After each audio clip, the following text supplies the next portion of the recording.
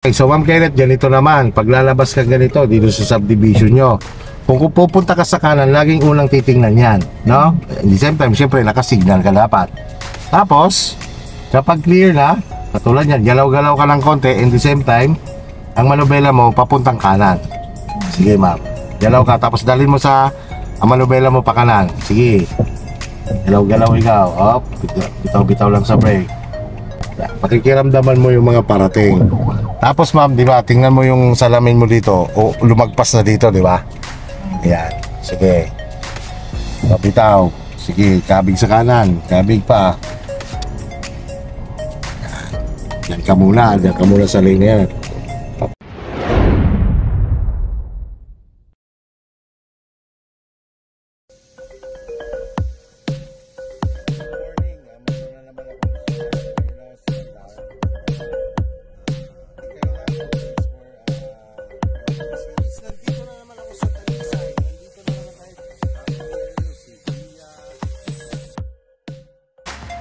Muna sa kanan muna.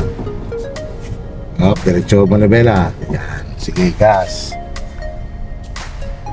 Yan, ngayon, dahil may nakaharang na truck doon, una mong gagawin dyan, signal ka sa kaliwa muna, huwag kang lilipat muna.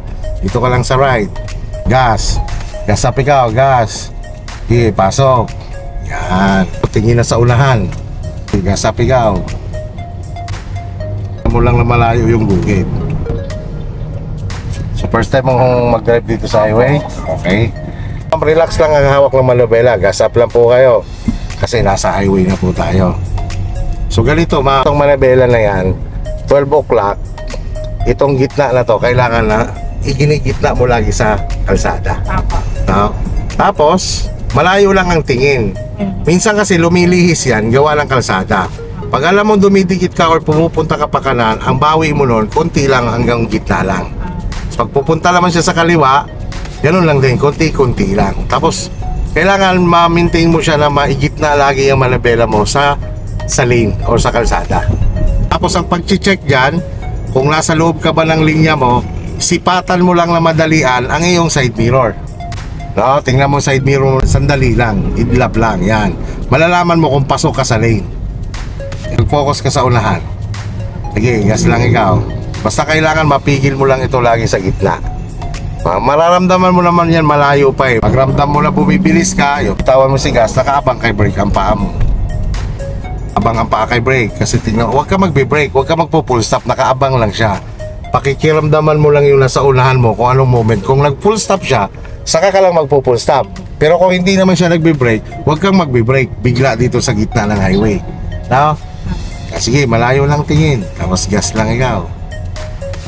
Okay, gas lang, gas. Okay, huwag kayong matakot mag-gas kasi wala naman kayong babanggaan sa unahan. Sige, gas up kayo, gas up.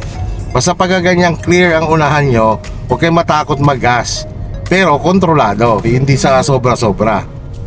Hindi, huwag kayong magugulat sa ganyang pag nawawala kayo sa linya. Ang gagawin nyo po dyan, i-correct nyo siya. Halimbawa, ganyan. Tingnan nyo, nakapakan nyo. Dadalhin nyo po dito. Ang pag-check nasa gilid. Pero ang pag-aayos po nasa unahan. Doon nyo po siya aayusin. Kaya nga po ang side mirror, huwag nyo po siyang titigan ng matagal. Mas mag-focus po kayo sa unahan. Ano po? Mag-focus po kayo sa unahan at sa mga guhit. Sige po. Tapos relax lang talaga ang kamay. Huwag maninigas ang kamay mo dyan sa manibela. Okay, gas up kayo, gas up.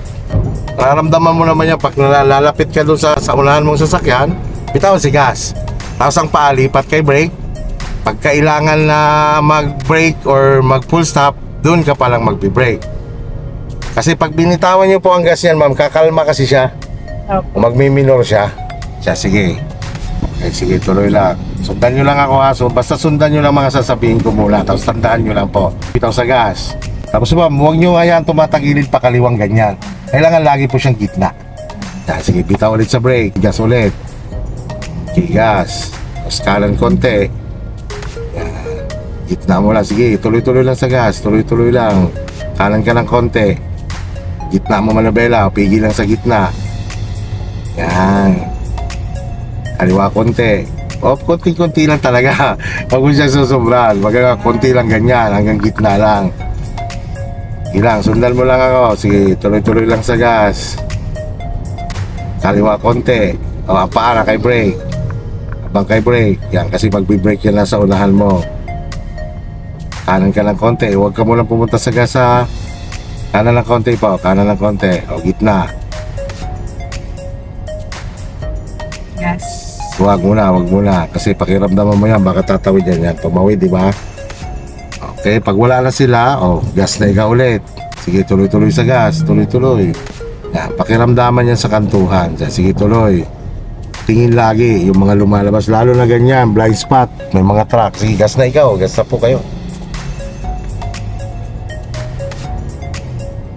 Sige, patupela ulit tayo. Ilang, tuloy-tuloy lang. So mga kuya, no, tapos na kami ni Ma'am Kenneth. So awa ng Diyos naman eh. Nabawasan ang tense. Oo, nakapag-drive na. Nagpunta na kami ng SM Lemery. Tapos galing kami Balayan. So nagulat siya sa akin na sa highway ko kagad siya dinala. Sabi ko, kung hindi kita dinala sa highway, hindi nawala yung kaba mo. No? So ngayon naman, kumusta ma'am? Nawala. Nabawasan po ang tense. Okay, so tuloy-tuloy lang po ha.